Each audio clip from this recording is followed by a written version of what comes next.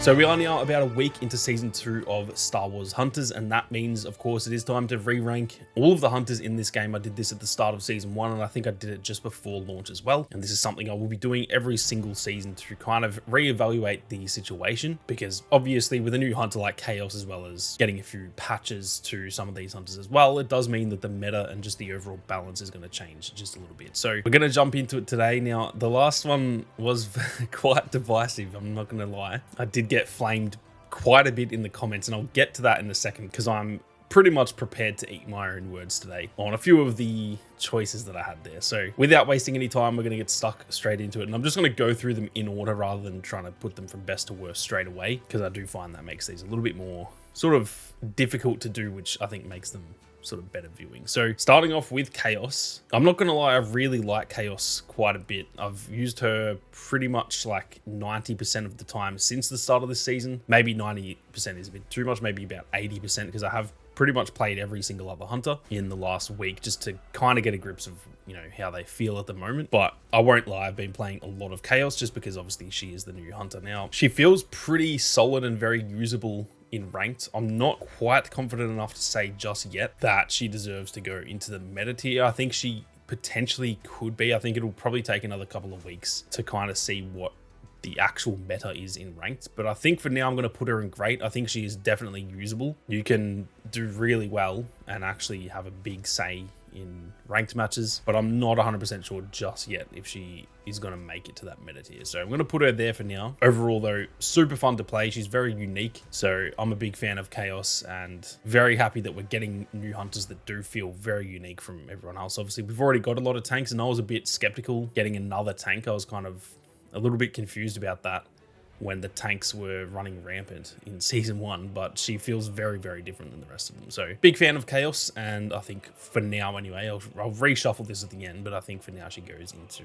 the great tier. Now next we have Aran, and I'm not too sure where to put him. He feels like he almost needs to be in between these two tiers. I don't think I would say he's great, and I also feel like he's a bit better than being good. So I'll put him in good for now, but yeah, these are very, very difficult because the margins between these hunters are actually pretty damn small, especially now with a lot of the changes, like the nerfs to Scorer and stuff. I feel like the margins between the best and worst is not that much, so a whole tier feels pretty drastic. So yeah, it does make it pretty damn difficult. Now next up we've got Charr, and it's hard to say because I think with Chaos coming in, the like heavy meta has been disrupted just a little bit. I do think that Chaos has now probably surpassed Charr, but I do still think he's very good. And I think a really good Charr player can be kind of dominant in any given game in ranked, just because some of his abilities, the ability to just pretty much eat damage is just insane when you use it at the exact right moment, as well as his ability to like grapple onto people and pull them off objectives and stuff. He can be genuinely game changing. So I think I'm going to put him above Aran for now, and he may go into great, but I'm just not quite sure just yet. I think I need to kind of put them all where I roughly think, and then from there sort of reshuffle it. Now moving on, we've got Groz, and Groz is a very difficult one because I feel he doesn't do that well in terms of things that you would normally consider doing well, if that makes sense. He's not the best at getting kills. His abilities outside of his ultimate's very good, obviously, but that also depends on the map. I just feel like he doesn't do anything that you're like, oh, he's so good at that. The exception being eating damage. He literally feels like he can just, you could empty like 5 clips into him and he just doesn't die. So it's really difficult because I feel like a good Groz player, if they are just kind of distracting and just getting on the objective and you kind of have to try and take them out, and if they're playing with an organized squad who are then, you know, making the most of that distraction and kind of taking you out while you're shooting Groz, I feel like in that sense he is actually really dominant, and he's borderline meta tier in the right team. But I don't think he's I don't even think he's close to meta tier when it comes to just an individual player. For example, if I just pick Groz and go in there with randoms, I don't think I can be meta tier with him. So this one's really difficult for that reason. I think for now, I'm going to put him just in the good tier. But yeah, like I said, it makes it really difficult because I've come up against teams who they've got kind of everyone focused around Groz. He will go in and just literally eat damage, and you kind of have to focus on him sometimes, especially for example in a game like Trophy Chase or something, which as far as I know they've actually removed that from ranked this season. But if he has the trophy, you kind of have to shoot him, but then his teammates, you know, your whole team's just shooting at Groz. His teammates then just have free reign to do whatever. So Groz is a very difficult one. I've really struggled to rank him last season, and now with the buff, it's kind of gotten even harder. Ironically, I've got him lower than last season already, but that's just based on individual performance. I think if you're just playing Groz without any synergy with your team, he's not that good. And so that's kind of why I put him there, because probably most people play solo at the end of the day. Now, next up, we've got Sentinel, and he obviously got a decent nerf in season 2, but I think I'm still going to put him in the meta tier. I think his stun nerf is pretty noticeable. That's something that, like, it was just kind of stupid, and now it's still a little bit stupid if I'm going to be honest, but it's manageable now. But I think he is still meta tier. I think he deals so much damage, and he can take so much damage himself that he's almost kind of like the good version of Groz. I feel he actually can nearly tank as much as Groz, or not quite as much, but he's up there, and yet his damage output would be better than pretty much every other hunter in the entire game, or at least up there anyway. So I do still think Sentinel is one of the best hunters in the game. I do still think he's very individual in that sense. If I just pick Sentinel, it doesn't really matter what my teammates are doing. If I'm just playing casual and I don't care about winning, I'm certain I can probably finish top of that lobby, because you don't need your teammates to back you up. You can just do it all yourself, kind of thing. So I think he goes meta tier, but again, we may change this around. I'm pretty confident he will stay there though. Now, next up, we have the divisive one from season 1, which is Slingshot. And I think I had him at the very bottom of good, maybe even not great, but I think I put him in good, which in fairness, I'm still saying he's good in that, but he was pretty much my second lowest rated hunter. And that was simply out of the fact that I hadn't used him in a long time, and I hadn't seen that many people using him either. Keep in mind, that was at the very beginning of season 1. I wasn't in the Kyber ranks or anything like that just yet. So I had him pretty damn low.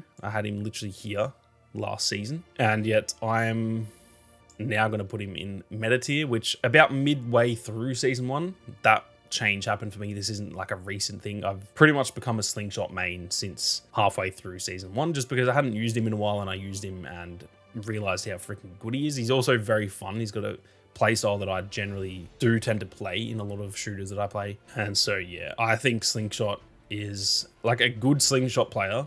I think is pretty much the best hunter in the game. The fact you can take so much damage, you can be really point dominant, but then you can also get to the other points quick if you're playing like power control, for example. In Trophy Chase, which again, I think they've removed that. I haven't said anything about that, but I've literally been playing ranked so much and I have not played a single match. So I'm pretty sure they've removed that for now. They'll probably tweak it or something. But in season 1, if you don't have a Slingshot in Trophy Chase, you don't win. It's literally as simple as that. He gets to the trophy first, he picks it up, he then has some of the highest health in the game, and so you just can't kill him. And so yeah, I think Slingshot is definitely someone that I slept on a lot. And keep in mind, I did say in that last video, the only reason I'd rated him so low was because I hadn't used him in so long, because in the soft launch, he was by far #1 in the whole game for a long period there. So it's not as though I thought he was genuinely bad. It was more just the fact that I hadn't used him and I hadn't really seen that many people using him. But I'm prepared to eat my words on that. I was so drastically wrong. I had him second last, and yeah, I could not have been more wrong about that. Now, next up, we've got Diago, and Diago's another one that's a little bit, I feel like he's very hit and miss. I think I'm going to probably put him in the good tier and probably around here. It kind of just depends on the player. I think a good player can be here, and I think a bad player can borderline be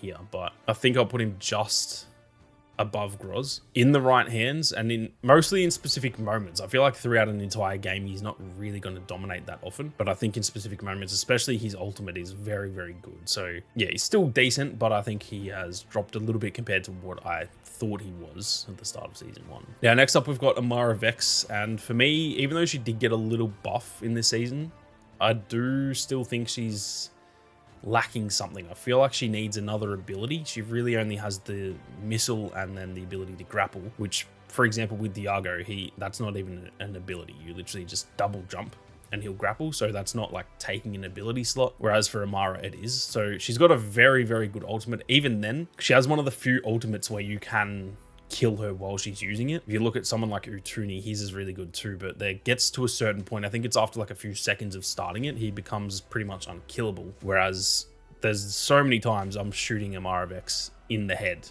and she's using her ultimate and she just dies straight away. So I think she's lacking. I think she needs some sort of other ability. I'm not too sure what that would be. She did used to have this like different ability. I can't even remember what it was back in the early soft launch. I think it was like a scan thing. I can't even remember what that ability was, but yeah, she just feels like she's lacking a bit. She does deal some decent damage and stuff. I don't think she's bad, but it just feels like there are better options essentially. Now next up we've got J3, and again, this was also one that I kind of got flamed for in the comments, but I'm sticking with it. A good J3 player, man, he's so tanky. He's kind of like a tanky version of Reeve, and I think he can be hard to pick up, so I do understand why a lot of people maybe don't love him, because he's a little bit unique to play, I guess. But I've come across some J3s and I've had some games myself as J3. Keep in mind, he's my most used hunter. He's the highest level and I've won the most games with him out of all my hunters. I've had games where the enemy J3, they are just borderline unkillable. You literally can't do anything. If they're using their abilities right, they have the ability to block damage, to stun you with the little grapple thing, the faux pull ability.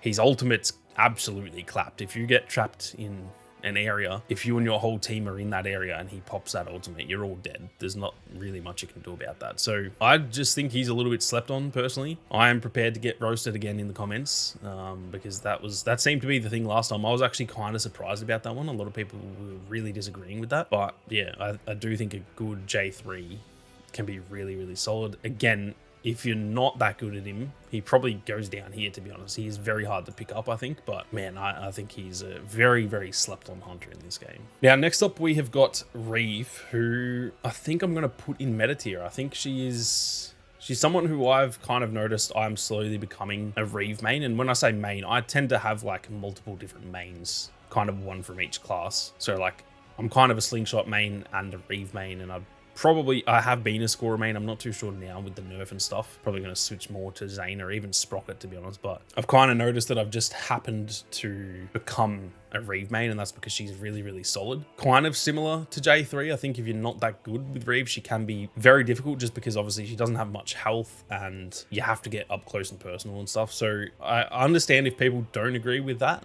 but I think that a good player, or even just, you don't even have to be like a really, really good, just someone who knows how she works, you can do super well. Especially, I feel like in squad brawl, if you're playing as Reeve and you're decent, you can borderline win that game for your team. So I think she goes meta tier. I also think her ultimate is one of the biggest game changers in the whole game. And so yeah, for me, she's worthy of being meta tier. I'm not too, like, she could potentially be above Sentinel because he obviously got that slight nerf.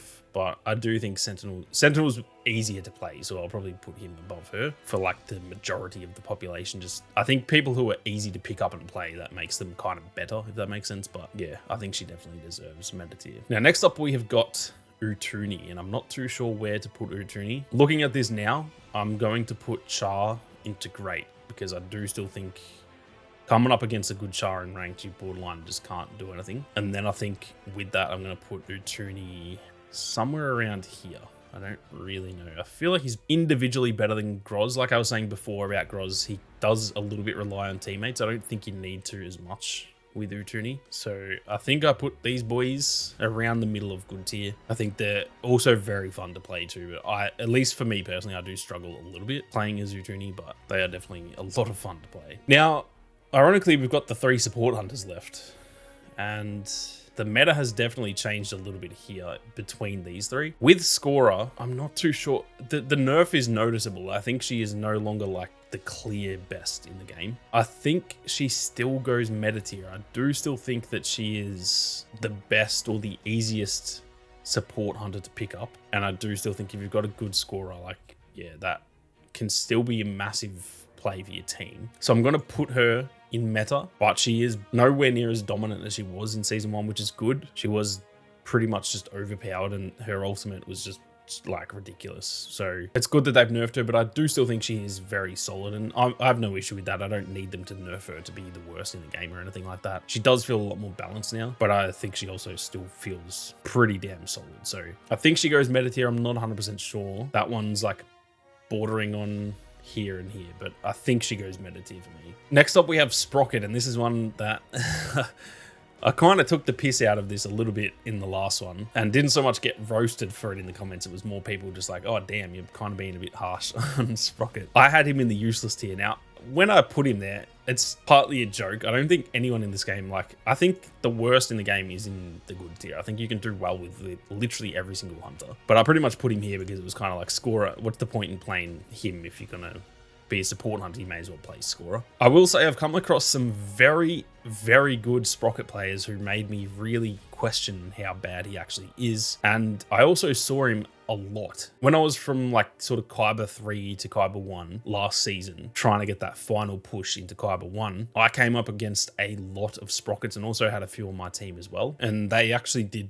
fairly freaking decent. So I am going to actually put Sprocket, maybe not above Utuni, but I think he goes there. I think he's actually very viable. I do still think he is the worst of the support hunters, and by this list, he is the third worst in the game. So I haven't changed that much in what I was saying, but I do feel as though he's not in the useless tier. And again, I was kind of joking when I said that anyway, but yeah, I think he's actually in the right hands of really good Sprocket. I actually kind of want to learn Sprocket because he's very fun to play. I actually really enjoy playing him. I just don't do that well, but I almost want to become a Sprocket main because I think if you do well, you can kind of control games and be a really, really good support hunter. So I think he goes there. I think he borderline could go anywhere along here, but I'm going to put him here for now just because I haven't played him that much. Maybe once I become inevitably a Sprocket main during the course of this season, then in the next season, maybe I'll freaking put him up here. But I think for now, he just goes around the middle of that good tier. Now, last but not least, we have got Zaina. And I think I'm going to put Zaina just above Chaos in the great tier. She's bordering on meta, but I don't really think you can have two support hunters in the meta tier. That doesn't make that much sense because realistically, like, this probably is the meta team, I think, give or take. I think you can switch out a Sentinel for a Chaos and that's still sort of the meta team. But for me, if I see this, like, let's just say I pick Slingshot and I see my teammates pick these three, I'm very, very happy with that. So for me, this is probably the meta team, whereas putting her there, I don't know if that really makes sense. And I think she's still a little bit, in terms of damage output and stuff, she's just a little bit below Scorer. She's a far better healer than Scorer, but she's very hard to, like, I find her very hard to get kills with. And so in a really competitive game, I know as a support hunter, your job isn't to get kills, but if you can't defend yourself, you're going to die and then you're not a good support hunter. So I still think she's just below Scorer, but I think that nerf definitely closed the gap, and I think she is easily the best support hunter in the game in terms of actually just healing teammates. I think she just I actually think they should bring back her grenade. She used to have like a sticky grenade that she had in the soft launch. If they brought that back, I feel like she would be pretty much equal with Scorer. So yeah, I think she just kind of needs something else to take her to that next level, because her blaster is decent if you can land headshots, but I just feel like if you're not hitting every single headshot, she's pretty hard to get kills with. So I think overall that is pretty much my ranking. What I'm going to do, if I'm going to be honest, I'm going to put these, I'm going to put these two down here just to even it out a bit more. Again, the difference between them being there and there is not that much, so this makes them look a lot worse. I don't think that they're like genuinely terrible. I think you can play Amara Vex and be a very dominant hunter. So I think they're all very viable, but I think that's a bit of a better balance putting them down there. So looking at that now, I think I'm pretty